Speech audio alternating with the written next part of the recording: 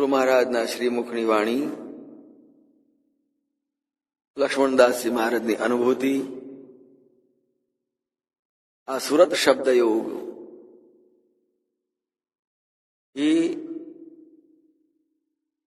મહાન શક્તિ આપનાર છે. સુરત શબ્દયોગ આત્માનો પરિચય કરાવનાર છે. જે આત્માનુભૂતિ ગુરુ મહારાજે કરી, ગુરુ મહારાજના સાનિધ્યમાં લક્ષ્મણદાસજી મહારાજે કરી, એ આત્માનુભૂતિ સમગ્ર જીવનની અંદર, સમગ્ર સૃષ્ટિમાં એ સર્વોપરી છે, સર્વથી અધિક છે. સુરતાઓને આપણે જોઈ. હવે શબ્દ શું છે? સુરતાઓ અને શબ્દ છે બંને શક્તિ. સુરતાઓ અને શબ્દ છે બંને શક્તિ. પણ સુરત છે એ સાધકના મનની શક્તિ છે, અને શબ્દ છે એ સદગુરુની સિદ્ધ શક્તિ છે. સાધકની જે મનની શક્તિ છે એ ગુરુ મહારાજનું શરણ સ્વીકારે, એને શરણે જાય તો સદગુરુ એમની શબ્દની શક્તિ, એમના સ્વરૂપની શક્તિ એ આપે છે. શબ્દ એને બ્રહ્મ કયો છે આપણા વેદશાસ્ત્રોએ, ઉપનિષદોએ. શબ્દ બ્રહ્મ, અને શબ્દ બ્રહ્મની ઉપાસના એ મુખ્ય આ ગુરુબાવનીનો વિષય છે. શબ્દ બ્રહ્મ વડે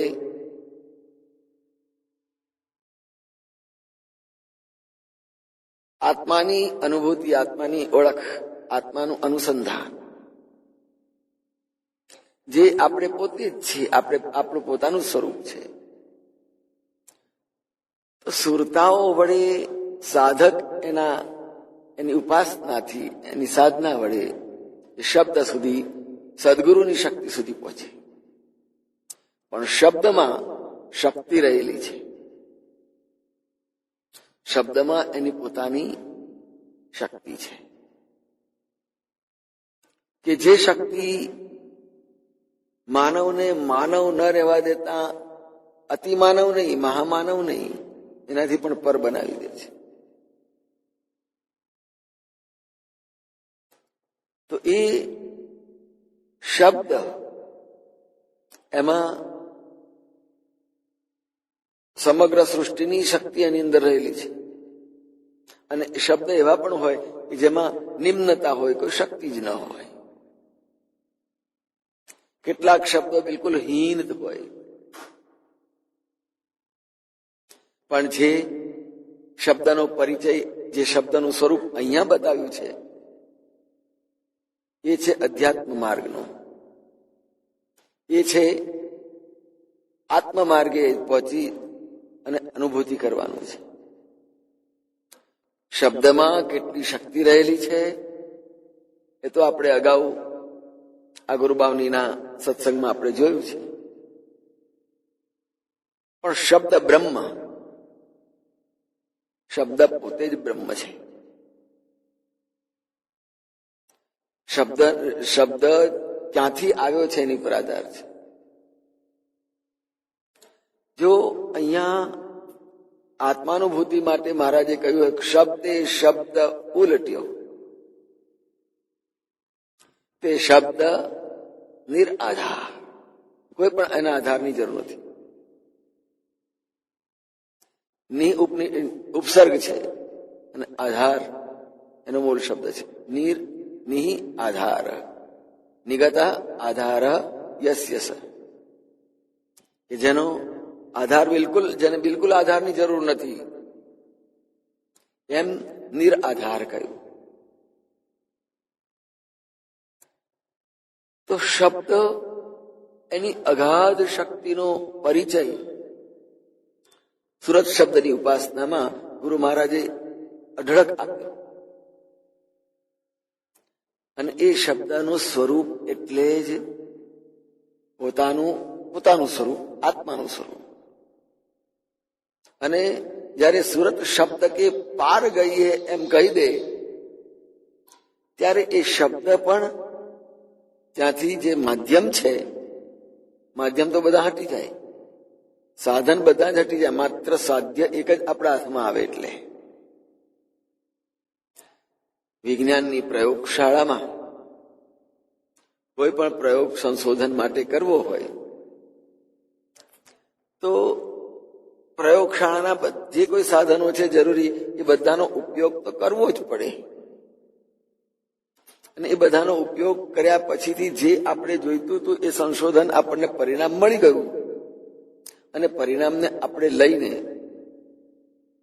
બધા સાધનોને એક બાજુ મૂકી દઈશું. કેમ કે સાધન વડે સાધ્ય પ્રાપ્ત થઈ ગયું. એમ શબ્દ વડે બ્રહ્મની પ્રાપ્તિ થઈ ગઈ. શબ્દ બ્રહ્મ એટલે અહીંયા શબ્દને એક સાધન કહી દીધું. જેમ સુરત ચેલો શબ્દ સદગુરુ.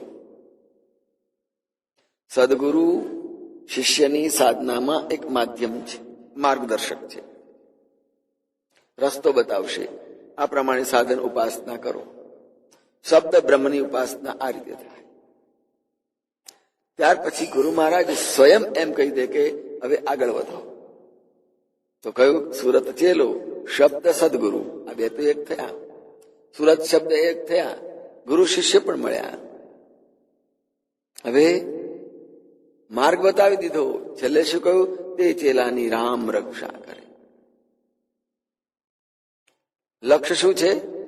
સાધન સાધ્યમાંથી રામ, આત્મારામ. તો સુરત નુરત એક તાર હુઆ. એ ક્યારે?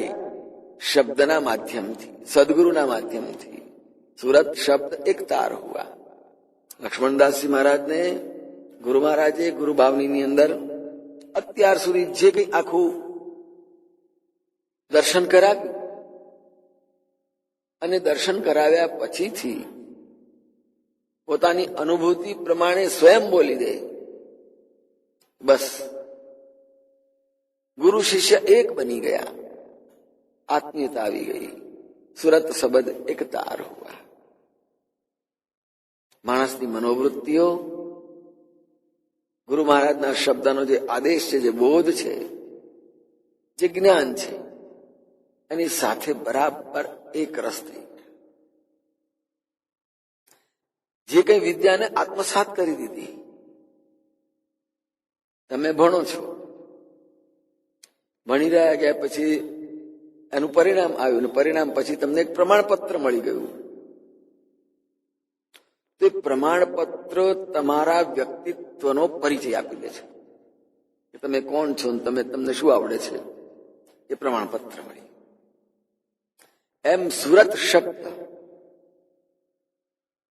એની ઉપાસના અને એ સુરત શબ્દ એક થયા એટલે પ્રમાણપત્ર મેળવનાર વ્યક્તિ સદશિષ્યને સદગુરુનો શબ્દ મળ્યો. સુરતાઓ વડે એની સાથે સમીપમાં બેસવાથી, શ્રદ્ધાપૂર્વક સાંભળ્યા પછીથી એને સમજ્યા પછીથી એને જીવનમાં ઉતારે, ઓતપ્રોત થઈ જાય કે આજ મારું જીવન. તો એ સુરત શબ્દ એક તાર હોવા. જ્યાં એકબીજામાં ભળી ગયા ત્યાં પછી જુદું કશું નથી રહેતું. સુરત શબ્દમાં ભળી રહી એની નથી રહેતી જુદી જાત. તું ઓળખ તારી જા, તને કહું છું વાલા તાત, તું સાંભળ મારી વાત.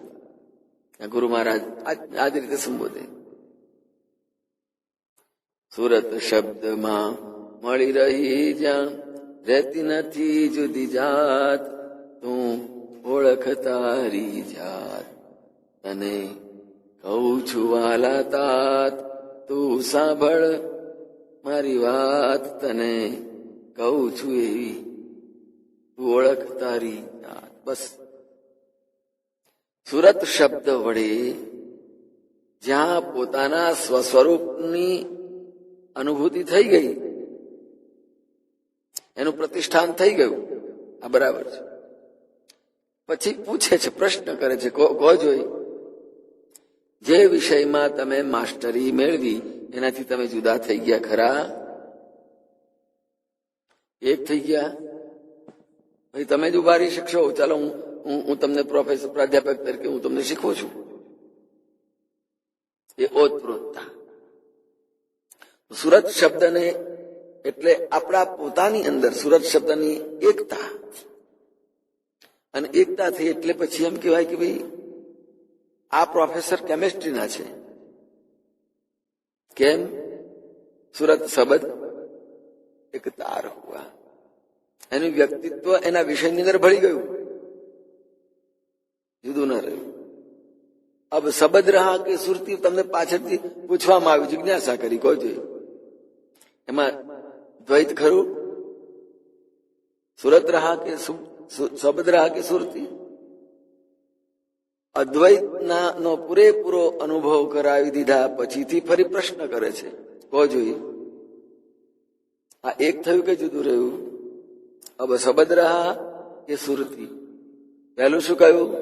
સુરત શબ્દ એક તાર હુઆ હૈ, બહુ સ્પષ્ટ કર્યું, થઈ ગયું. હવે કહો જોઈ, એટલે તમારામાં કચાશ છે એમ પૂછે છે લક્ષ્મણદાસજી મહારાજ. જુદું રહ્યું કોણ? બધું એક સરળ જ્ઞાન પૂરેપૂરું પચી જાય, સમજણ દ્રઢ થઈ જાય, અને જીવનની અંદર એની બધી જ અનુભૂતિ, એની આકૃતિ પોતે છે. જેમ ગુરુ મહારાજને કહીએ, એની સ્તુતિ કરતા બોલીએ, કેવલમ જ્ઞાન મૂર્તિ, કે આપ તો માત્ર જ્ઞાનનું જ સ્વરૂપ છો, આપનો અવતાર જ જ્ઞાનનો છે. દ્વંદ્વાતીતમ, જીવનના દ્વંદ્વોથી પર, માન અપમાન, સુખ દુઃખ બધાથી, જન્મ મરણ બધાથી પર, દ્વંદ્વાતીતમ. આ એનું મૂર્ત સ્વરૂપ સદગુરુનું કહી દીધું. પણ એ જ્ઞાન સ્વરૂપ, સ્થૂલ શરીરને નહીં જોવાનું. સ્થૂલ શરીરની અંદર પણ સદગુરુમાં માત્ર જ્ઞાનનું જ સ્વરૂપ જોવાનું. દ્વંદ્વાતીત ગગન સદૃશમ. સદગુરુની ભાવના વ્યોમવત, આકાશવત, અગાધ, અનંત, અવ્યય, જે ખૂટે જ નહીં, જેનો કોઈ પાર જ ના આવે, એના ઊંડાણને કોઈ ખેડી જ ના શકે. ગગન સદૃશમ કહ્યું. આ છે સદગુરુનું સ્વરૂપ. માત્ર સ્થૂલ શરીરની વાત નથી કરતા. તો અબ શબ્દ રહા કે સુરતી, આમ તો કહ્યું સુરત અને શબ્દની સાથેનો જે સુમેળ, અને એના પછીથી અદ્વૈત આવી ગયું. આ જગતમાં કશું જ અન્ય નથી, જે છે તે બધું જ એક રસ, સમરસ છે. તો એ એક થઈ ગયેલું અદ્વૈત માત્ર જ્ઞાનનું સ્વરૂપ, એટલે ત્યાં કશું જુદું નથી રહેતું. અને જુદું રહેતું નથી એટલા માટે જ પૂછ્યું, અબ શબ્દ રહા કે સુરતી? પરિપૂર્ણ આત્મસાત કરાવી દીધો, આત્માનુભૂતિ કરાવી દીધી. અબ સુરત શબ્દ એક તાર હુઆ કહીને હવે બતાવો તમારામાં કેટલું ઉતાર્યું. શબ્દ સુરત, સુરત શબ્દ બતાવો. લક્ષ્મણદાસજી મહારાજે એનો જવાબ કેટલો સરસ આપ્યો, સદગુરુ મોએ આન મિલે. હું તો એવો કોઈ હોશિયાર નથી, હું જ્ઞાની પણ નથી, બસ ગુરુ મહારાજનો છું. અને ગુરુ મહારાજ જે આપ્યું તે ગુરુ મહારાજનું છે. આમ આપ આગે તેનું એકા, સમસ્ત બ્રહ્માંડ, જીવ ઈશ્વર આ બધું જ એક થઈ ગયું, કશું બાકી રહેતું નથી. અને જ્યાં સંપૂર્ણ એક થઈ ગયા પછીથી કશું જ બોલવાનું નથી રહેતું. મૌને વિરામી વૈખરી, આજે આપણે બોલીએ છીએ એ વૈખરી છે, અને મૌનની અંદર એ લીન થઈ ગઈ, એટલે કશું જ બોલવાનું રહેતું નથી. એ જે અવસ્થા આવી એના માટે એમ કહી દીધું કે હવે આત્માને માટે જો વાત કરવા જવું અને એને સમજાવવા જવું તો બીજો કહેવાય ને, પણ પોતે એક જ સ્વરૂપ છે. એકવાર મહારાજ જનકજીએ જ્ઞાનીઓની એક સભા બોલાવી અને એમાં કહ્યું હતું, ભાઈ જે આત્માને અદ્વૈત સિદ્ધ કરી આપે એ આ ઇનામ લઈ જાય. ઘણા બધા વિદ્વાનો એકત્રિત થયા તો ઉપનિષદની વાત છે. એમાં યાજ્ઞવલ્ક નતા આવેલા. નોંધ લેવે કે યાજ્ઞવલ્ક કેમ નથી આવ્યા? યાજ્ઞવલ્ક તે સમયના વિદ્વાન ગણાતા, મૂર્ધન્ય વિદ્વાન ટોચના, પણ થોડાક મોડા એમના શિષ્ય સમુદાયને લઈને આવ્યા અને સભાની વચ્ચે બેસી અને બેઠા. અને પછી શું છે કે આ પ્રમાણે છે. તો શિષ્યોને કહ્યું કે આયો બધા હાંકી જાઓ આપણા આશ્રમમાં. ઇનામ હતું. આખી સભા ખળભળી ઉઠી. આ યાજ્ઞવલ્ક કેવા અહંકારી છે! હજુ કોઈ શાસ્ત્રાર્થ નથી થયો, કોઈ વાત થઈ નથી, તે પેલા એ આ ઇનામ કેવી રીતે લઈ જઈ શકે? આટલી બધી ગાયોનું અમે નહીં લેવા દઈએ. જનક રાજા પણ વચ્ચે પડ્યા. ત્યાં શું પરિસ્થિતિ? પછી ભરદ્વાજ ઉભા થયા કે જેની સિદ્ધ કરવું તે આવો આગળ. પણ જે બોલે છે એ બોલવા જશે તો આત્મા બીજો થઈ જશે અને બોલનારો જુદો થઈ જશે. માત્ર અદ્વૈત છે જ એનું પ્રતિપાદન વગર બોલે કરીને, કંઈ પણ બોલ્યા વગર. જો તમે બોલવા જાઓ છો તો તમે આત્માથી તમે જુદા છો, બોલનાર જુદા છો. અને જે આત્માને સિદ્ધ કરી આપે મારી પાસે આવીને હું લઈ જાઉં છું ઇનામે, એ લઈ જાય. અનિર્વાચ્ય યતો વાચો નિવર્તન્તે ઇન્દ્રિયાણી મનસા સહ. આ ઉપનિષદ કે છે કે જ્યાંથી ઇન્દ્રિયો મન સહિત વાણી પણ પાછી હટી જાય છે, માત્ર અદ્વૈતનો સ્વીકાર કરી લે છે. બસ હવે તમે કેવી રીતે બસ ગાયોને વાળી લો, બધી આપણી ગાયો લઈ જાઓ બધી જ, વગર શાસ્ત્રાર્થ કરે. યાજ્ઞવલ્કે અદ્વૈત આત્માની સિદ્ધિ કરી દીધી. આત્મા સર્વત્ર એક જ છે. ત્યાં ગાર્ગી ઉભા થયા, પ્રશ્નો કર્યા. યાજ્ઞવલ્કે કહી દીધું, એ ગાર્ગી, આવા ખોટા તર્ક કરીશ, એક પણ તર્ક હવે આગળ કરીશ તો તારા મસ્તકના 1000 ટુકડા થઈ જશે. આત્મા એક જ છે, માત્ર અદ્વૈત છે, બીજું કશું છે જ નહીં. સદગુરુ મોએ આન મિલે આપ આગે તેનું એક. બસ પોતાના સ્વસ્વરૂપ આગળ, પરમાત્માના સ્વસ્વરૂપ આગળ કશું જ ભિન્ન નથી. We are all equal in site of God. બધા જ, કોઈ બાકી રહેતું નથી. તો જુદો કોને વર્ણવો? જો વર્ણવા બેસીએ તો ઈશ્વર અને વર્ણવનાર બે જુદા છે. એટલે યાજ્ઞવલ્કે સરસમાં સરસ એ કરીને કોઈ પણ જાતનો તર્ક નહીં, કોઈ વાદ વિવાદ નહીં, કોઈ અપીલ નહીં, કોઈ દલીલ નહીં. બસ શિષ્યો આ ઇનામની ગાયો લઈ જવા પડે. આત્મા વાણીનો વિષય નથી. જો બોલવા જઈએ છીએ તો આત્મા અને બોલનાર બે જુદા પડે છે. તો મારા શ્રીએ આ ગુરુબાવનીના ઉપસંહારની અંદર આટલું હવે કઈ બોલવાનું રહેતું નથી. પતી ગયું, સ્વરૂપ તમને મળી ગયું. હવે કોને માટે બોલવાનું છે, શા માટે બોલવાનું હોય? બિલકુલ મૌન. તો મારા શ્રી ગાયું, હવે વાચક વર્તી મૂકી દેજો, રહેજો લક્ષ્યમાં લાગી. હવે બોલવાનું શું બંધ કર્યું? કેમ? કે તમે પોતે જ આત્મા છો.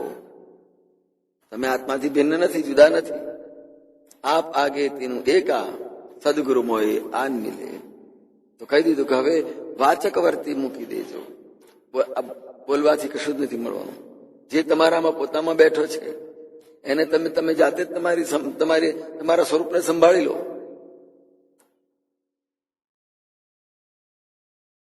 રહેજો લક્ષ્યમાં લાગી.